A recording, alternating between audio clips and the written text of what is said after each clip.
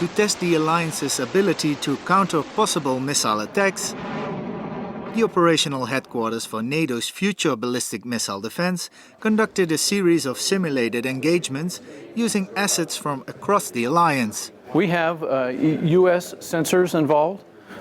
We have both NATO, Dutch and German Patriot batteries involved. We have a U.S. Aegis destroyer involved.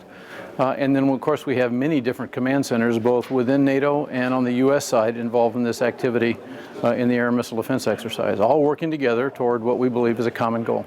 Located at the Allied Air Command headquarters in Ramstein, Germany, the NATO Command and Control Center is at the heart of NATO's future ballistic missile defense. We have to show that we are able to provide situational awareness of all missile defense related activities for the territory we're trying to defend.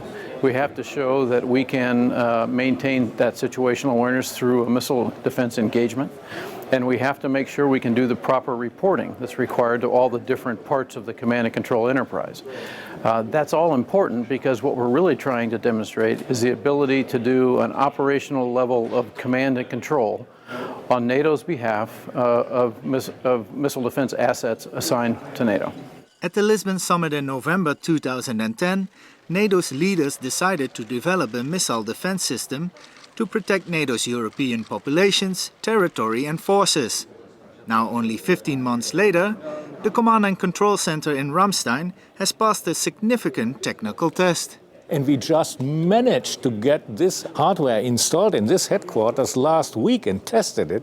So we made very fast and a really tremendous progress during these 15 months. And you should also consider that the choosing of Ramstein was not done at Lisbon. It was done at the defense ministers meeting in June last year. So the time that was left for us in Ramstein was only half the time.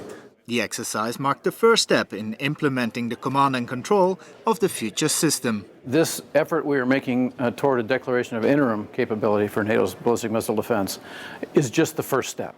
And on the operational military side, the next step is continued work aggressively pursuing what we call initial operational capability, which is something that most people would consider more of a true 24 hours a day, 7 days a week mission capability in this area.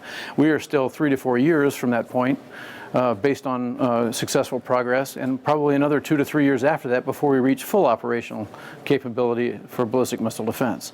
So this is just a first step, a very small step, but a very important step. And from what we've seen so far, a successful one.